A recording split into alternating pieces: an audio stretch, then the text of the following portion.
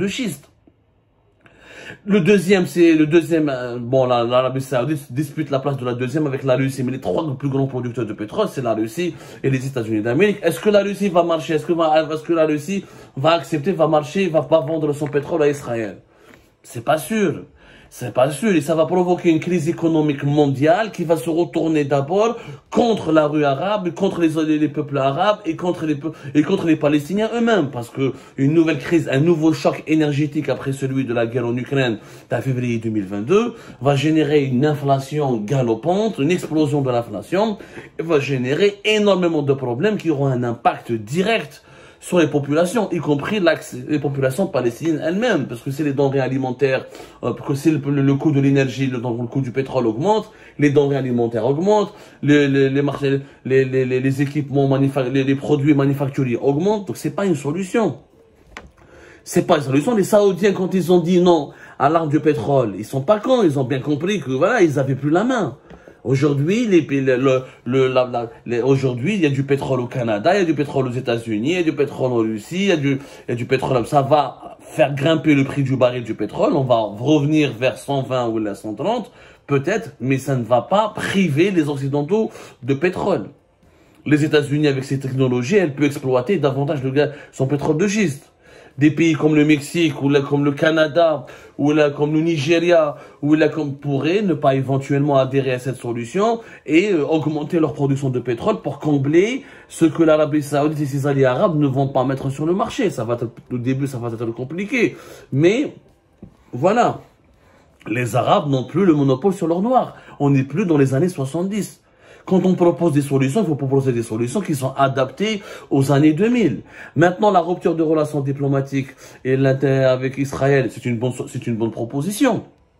Mais il fallait être sur place et le dire. Parce que c'est quoi l'argument de l'Algérie? Je ne participe pas. C'est un argument qui m'a pas convaincu. Sarah Hatten, c'est un argument qui m'a pas convaincu. Je ne participe pas parce que il y a des pays arabes, dans le Maroc, dans les Émirats notamment, dans le Bahreïn, qui vont dire non à mes propositions. Et l'Arabie Saoudite ne soutient pas mes propositions. Et du coup, c'est un sommet qui ne sert à rien et qui est inutile. Moi, cet argument ne m'a pas convaincu. L'Algérie a une parole, elle peut utiliser sa parole pour peser sur les autres pays de la région, elle peut les critiquer, elle peut leur mettre de la pression, elle peut les mettre devant le fait accompli, elle peut les dénoncer publiquement. Vous faites double jeu, d'un côté vous êtes avec les Palestiniens, mais dans les coulisses, vous négociez, vous marchandez, vous traitez avec les Palestiniens. Il faut avoir le courage de dire. J'ai l'impression que l'Algérie manque de courage concernant la gestion de la question palestinienne. Et qu'on nous a baladé pendant 2 ans en nous faisant croire que l'Algérie, c'est elle qui porte le flambeau de la question palestinienne. Mais aujourd'hui, elle ne fait strictement rien. Ça, tu veux pas parler à Riyad, tu veux pas, de toute façon, il y a un gros problème avec les Saoudiens et les Émiratis, que Tebboune ne peut pas aller ni en Arabie Saoudite ni aux Émirats. Et que les Émiratis et les Saoudiens sont en train de marginaliser l'Algérie, de l'isoler et de manœuvrer pour lui imposer une sorte de blocus géopolitique. On a déjà les mauvaises relations entre l'Algérie, l'Arabie Saoudite et les Émirats. On va dire plus tard. Ça, c'est l'impact direct. 2 ans de crise avec l'Arabie Saoudite et les Émirats pour plusieurs considérations que nous avons abordées, parmi lesquelles l'agressivité permanente de l'Algérie ou l'obsession de l'Algérie, l'obsession anti-marocaine de l'Algérie, la volonté de l'Algérie de pratiquer une politique agressive contre le Maroc, qui est l'allié le plus important dans la région d'Arabie Saoudite et des Émirats, fait que l'Algérie aujourd'hui, elle est dans une situation d'hostilité, elle subit une politique aussi de la part des Émirats et de l'Arabie Saoudite. Ok, tu veux pas aller à Riyad, que l'Algérie organise un sommet? Que l'Algérie organise son propre sommet, qu'elle invite l'Iran, qu'elle invite le Venezuela, qu'elle invite les pays de l'Amérique latine qui ont critiqué Israël, qui ont rompu leurs relations avec Israël, qu'elle invite la Syrie, le Liban et les autres pays, la Tunisie, qui sont d'accord avec ses propositions, et qu'elle organise un grand sommet diplomatique dans lequel elle dit voilà ce que nous proposons, voilà ce que nous voulons, voilà ce que nous réclamons à la communauté internationale. C'est simple. Et puis, si tu réclames l'arme du pétrole, commence à ne pas vendre ton propre pétrole. Est-ce que l'Algérie est capable de ne pas vendre son propre pétrole? On a darabna avec l'Espagne pendant presque 2 ans. Et depuis 2022, plus d'1 année, presque on a déclaré la 2e année, l'Algérie n'a jamais utilisé l'arme du gaz contre l'Espagne. C'est très facile de faire du populisme et de dire, voilà, j'utilise l'arme du gaz. On sait très bien qu'on peut pas utiliser l'arme du gaz. On sait très bien qu'on peut utiliser l'arme du pétrole parce que il y aura d'autres fournisseurs de gaz et de pétrole. Il y aura encore une fois un choc économique qui va se retourner contre la stabilité elle-même des pays arabes et des pays de la région qui sont fortement dépendants de l'importation de certaines matières premières agricoles et de certains équipements industriels pour assurer leur propre fonctionnement. Donc, l'arme du pétrole et du gaz, c'est pas possible. Il faut trouver d'autres armes. Si l'Algérie veut faire du lobbying pour pousser les autres pays arabes à rompre ses relations avec l'Israël, qu'elle organise elle-même un sommet avec les pays qui sont d'accord avec elle et qu'elle constitue un bloc au sein de la Ligue arabe et qu'elle essaie de créer, pas la zizanie, de créer un front anti-israélien solide avec des pays africains et des pays arabes et des pays de l'Amérique latine qui sont d'accord sur une approche plus dure, sur une approche plus musclée contre Israël et qu'elle fasse du lobbying dans ce sens-là. Ça, ne rien faire, ne pas faire des déclarations, pas d'activité et briller par son absence, c'est pas normal. Où il n'y a pas d'ailleurs que la Palestine. Même dans les conflits régionaux, à côté de chez nous, l'Algérie avait comme tradition d'être le médiateur, d'être l'arbitre, d'être celui qui intervient, d'être l'acteur principal régional qui intervient pour ramener la paix et pour calmer les choses. Et ben l'Algérie ne fait plus ce rôle. Au Mali, il y a des violences au niveau de Kidal.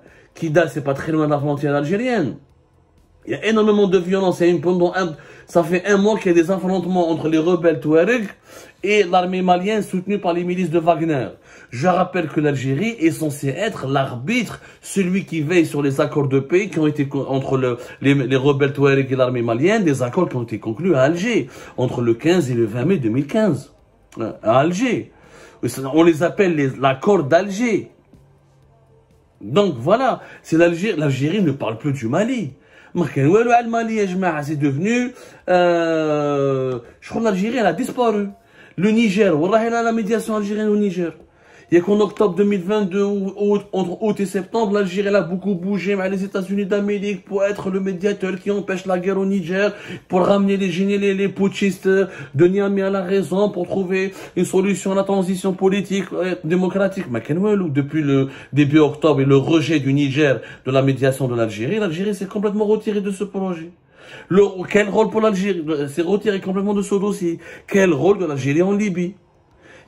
On veut régler la question palestinienne et les problèmes de notre voisinage. Déjà, je rappelle que le Mali, ou le Niger, c'est des voisins directs entre Kidal et Tamanrasset, il y a 1000 kilomètres. Là, si au Mali les violences s'aggravent et une nouvelle guerre civile éclate avec tout ce que cela comporte comme risque, c'est l'Algérie qui est directement confrontée au danger de l'immigration clandestine, trafic d'armes, trafic de drogue, infiltration des groupes djihadistes, etc. Mais sur le Mali, l'Algérie ne dit plus rien. Mais je n'ai aucune déclaration du ministre des Affaires étrangères. Mais je n'ai un ministre des Affaires étrangères qui est parti à Bamako, à calmer, respecter l'accord d'Alger, arrêter de vous entretuer, et il n'aura arrêté d'aggraver, de déstabiliser la région. Ça va profiter aux groupes armés terroristes, et ces groupes armés terroristes vont profiter de l'affrontement entre l'armée malienne et les rebelles du Touareg pour ensuite s'en prendre à notre territoire et à l'intégrité territoriale de notre territoire, ou notre sécurité nationale. L'Algérie brille par son absence. Le Niger, on n'entend plus parler. Il se passe quelque chose. On ne peut pas pendant 2 ans prétendre être une puissance régionale, ou t'adresser à la Palestine, ou t'adresser à la Niger, ou te critiquer l'Occident, et tu veux te rapprocher des BRICS, et tu fais un bras de fer avec l'Espagne, et tu fais des crises permanentes, cycliques avec la France, et à la fin, quand tous les projecteurs sont braqués sur la question palestinienne, ou quand ça éclate au Mali et au Niger, tu disparais. Porté disparu. Le régime algérien est porté disparu maintenant. C'est inquiétant. C'est inquiétant parce que, ça diminue la valeur de l'Algérie, ça discrédite l'Algérie et ça l'expose à des dangers parce que si nous, on n'arrive pas à défendre nos propres intérêts, qui sont d'abord sécuritaires et diplomatiques et c'est des intérêts suprêmes de notre pays, personne ne va les défendre à notre place et on pourrait ensuite nous porter préjudice, nous menacer et nous créer des problèmes.